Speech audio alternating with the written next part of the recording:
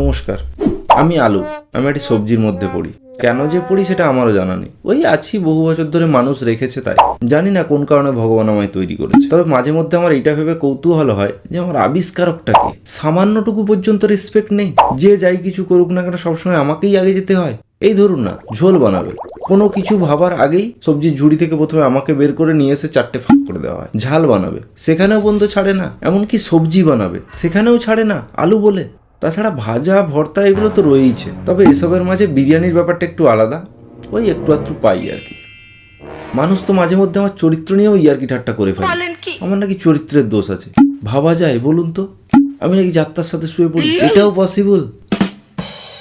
এত সবের পরেও মনুষ্য প্রজাতি আমার দোষ দিয়েই চালিয়ে দেয়।